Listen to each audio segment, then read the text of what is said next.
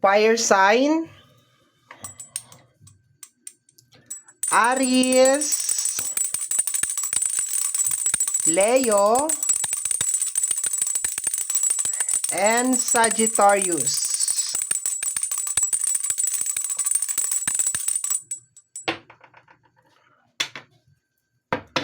Hello my dear!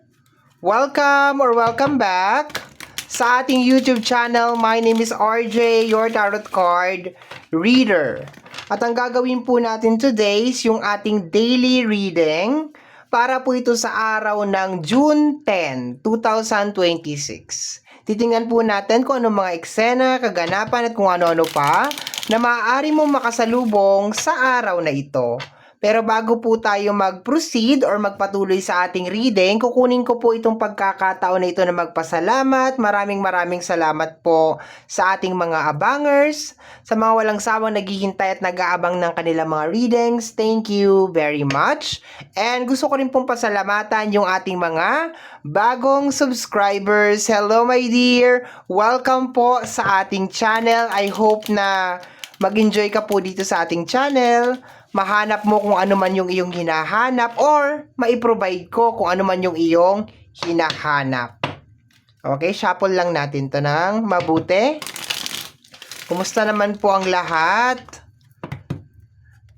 Sana po ay basta laban-laban lang ha sa kung anong nangyayari. Medyo magulo. Napanood ko sa news, ang daming mga eksena sa bansa natin. Nakakaloka. Okay, laban lang, stay strong, magdasal lang po ng magdasal, manalig lang po sa ating buong may kapal, lagi manghihingi ng guidance. Okay, lahat ng guidance na makukuha natin ay kunin natin talaga, okay? And I hope nakasama ko dun sa mga guidance na kinakapitan mo araw-araw, okay? So kagaya po ng lagi ko sinasabi, ang tanging hiling at dasal ko lamang po sa ating buong may kapal ng mga readings na ginagawa ko ay nakakatulong po sa ating lahat. Okay, let's go.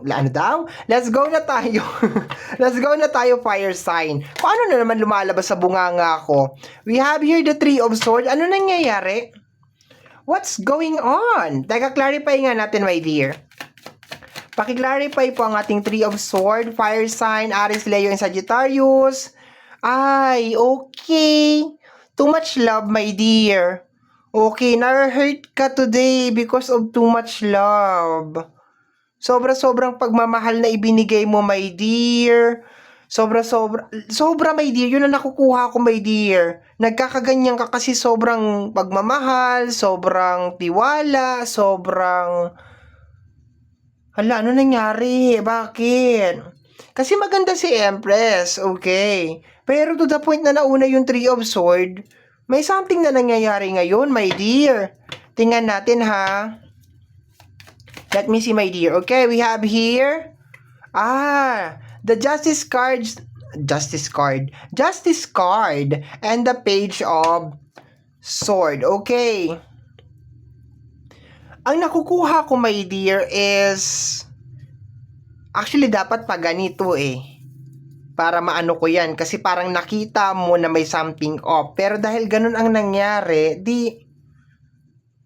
I think walang progress, walang improvement. Yun ang nakukuha ko, my dear. Walang pagbabago. Yun ang nagpapababa ng energy mo today, my dear, because sa kabila ng parang hindi ka nanunumbat, ha? Hindi ka nanunumbat. It is just more on nandun ka sa point, my dear, ng buhay mo na parang sinasabi mo sa sarili mo na dapat by this time, okay na. By this time, dapat may result na. May progress na. Dapat by this time, nare-realize nga na dapat meron ng ganap, meron ng pagbabago. So, sa energy ng page, you've been observing itong posibleng energy, tao, sitwasyon, and nandun ka sa point na walang pagbabago, walang changes, walang improvement. Ang problema, posibleng mahal mo yung tao. Kasi Three of Swords, hindi iba sa'yo yung tao na yun. Kasi hindi ka naman magkakaganyan kung ibang tao lang, kung kapitbahay mo lang or dyan lang sa gilid-gilid. So, there's a possibility, my dear, na kung sino man tong tinutukoy dito, my dear, na nagdudulot ng pain sa'yo as of this moment, is hindi siya iba sa'yo. And parang dinudurog ka today because of, sabi ko nga, hindi ka nanunumbati. You are not counting about kung ano yung binigay mo sa kanya. It's just more on parang, bakit ganun? Hindi niya na-appreciate na nandyan ka, na you are supporting him or her sa kung ano man yung journey na pinagdadaanan niya sa buhay. Okay? That you are there for this person para i-guide siya, supportahan siya. And yun, medyo nadi-disappoint ka lang kasi parang hindi kanya nakikita. Parang hindi kanya, actually nakikita kanya. It's just more on the effort, my dear, na binibigay mo or nilalabas mo.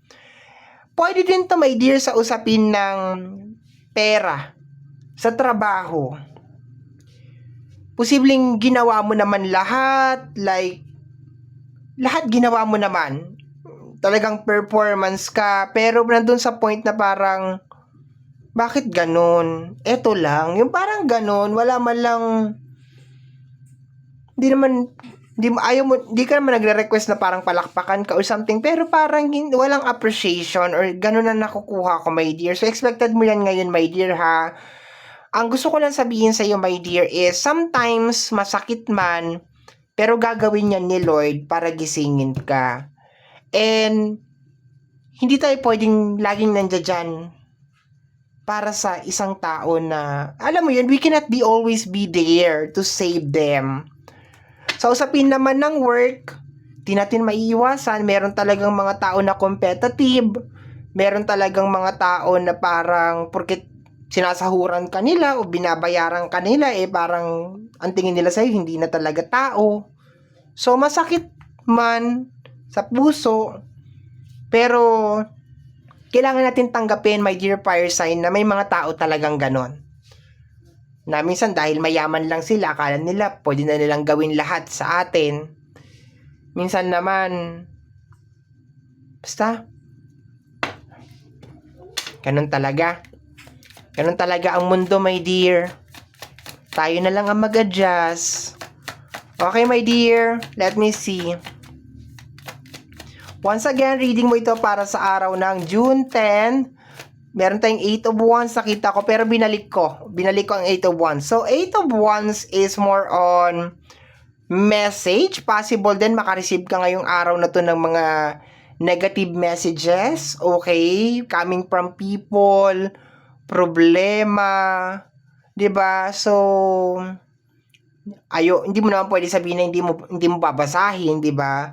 So, I think don't read messages na lang sa umaga. No, don't read messages sa umaga, lalo na kung hindi ka pa nakakapag-copy, hindi ka pa talaga siguro mga bandang hapon mo na basahin, ganun, or paggabi na, para kahit paano naging productive ka, meron kang dapat ipagpasalamat sa isang buong araw, kung may ganun man, 'di ba? Parang unahin mo muna yung mga activity mo, my dear, like mag-jogging ka muna, or pumasok ka muna sa trabaho, or kung ano muna, ganyan. And pwede ka naman mag-alibay, like nasa work kasi ako which is totoo naman, di ka naman nagsisinungaling, di ba? Nasa work ka naman, or meron ka kasi akong inaasikaso, so pasensya na late yung reply ko, ikaw pa nanghingi ng pasensya, di ba? So normally ganun naman tayo mga Pilipino, di ba? Kahit na tayo pa nanghingi ng pasensya, pero it's just more on parang stay away muna sa social media or sa gadget or sa phone. Alam ko inaabangan mo yung reading ko, pero siguro gabi mo na lang panoorin, no? Type mo na lang para kung ano man yung reading, hindi ka masyadong maapektuhan, okay? Let me see, my dear. Next card is the energy of the Four of Pentacles. Stuck, my dear, ang Four of Pentacles. I can feel, my dear, na parang certain issue to na parang matagal na, okay? Hindi to bago. Parang nababrought out lang ulit. And I think baka nandun sa point, my dear, na parang nag-aano ka na, okay, baka by this time okay na ito kasi dami ko naman na sinabing advice, payo, or lahat naman na ginawa ko naman na. So, dapat by this time, di ba, 2026 na, okay na dapat ito.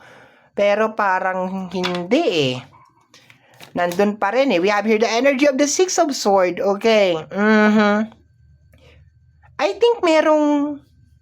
Ang bigat nito, my dear. Kung titingnan ko lang, my dear, yung energy ng Six of Swords, ang bigat nito. No, is more parang sinusulong mo, my dear, yung energy, pero ano. Pero yung gusto kong sabihin kanina is, I think merong tao na nahihirapan magbago. Parang masyado na nakaprogram sa kanya kung ano man tong bagay na to, no? Nahihirapan talaga siya magbago, my dear. And I think kahit anong gawin mong pagliligtas sa kanya, my dear, sad to say, parang kinakailangan lang talaga niya matuto sa kanyang pagkakamali para ma-realize niya na yung belief system niya, yung paniniwala niya ay mali. Kasi baka ang ginagawa mo, nililigtas mo siya na nililigtas, to the point na parang iniisip niya na, okay, nagwo-work naman yung belief system ko, yung strategy ko, nagwo-work naman. Kaya, sige, ipupush ko nang ipupush to, yung ganon. So, maliban sa nakukuha ko sa energy ng Six of Swords, ang bigat talaga nung pasok talaga, my dear. Ang bigat talaga nung pinipilit mo talagang ayusin kung dapat ano yung ayusin. Nakukuha ko rin, my dear over here na merong ayaw talaga magbago. Energy, my dear, ng Taurus over here sa energy ng Empress, energy ng Libra sa energy ng Justice, pero hindi ko kino-close, my dear, yung ibang zodiac sign. Pwede yung energy, my dear, ng Taurus, Virgo, and Capricorn kasi meron tayong Pentacles over here and meron tayong Sword dito sa posibleng energy ng Gemini, Libra, and Aquarius, pero once again, my dear, hindi ko po kino-close yung ibang zodiac sign. Okay? Let me see, my dear.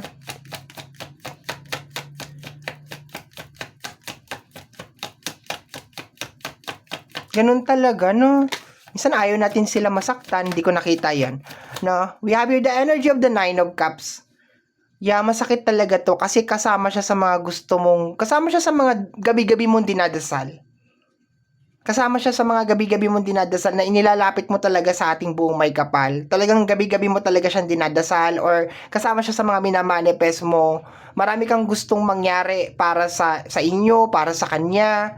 Okay, pero sad to say, kaya siguro masakit kasi hindi niya na-appreciate yon.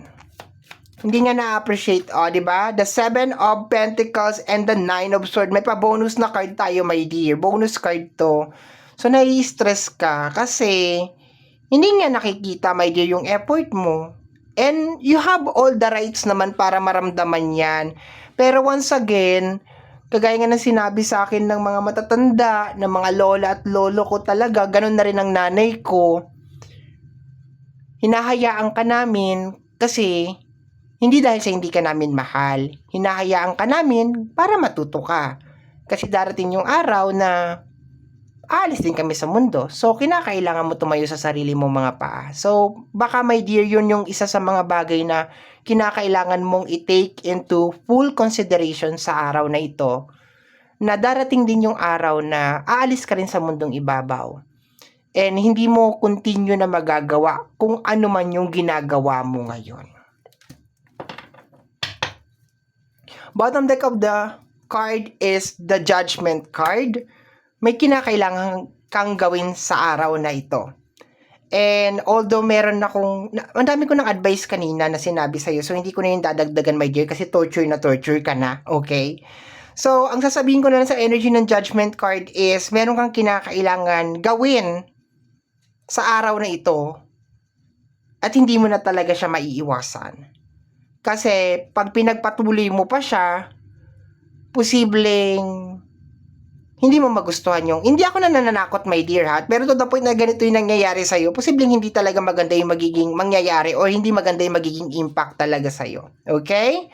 So, my dear fire sign, Aries, Leo, and Sagittarius, ito po ang nasagap nating energy message para sa araw na ito, June 10, 2026. Kagaya po ng sinabi ko, my dear, kanina sa unahan ng ating video, ang tanging hiling at dasal ko lamang po sa ating buong may kapal na ang mga readings na ginagawa ko ay nakakatulong po sa ating lahat. Maraming salamat po. Thank you, my dear, and take care of yourself. Bye-bye!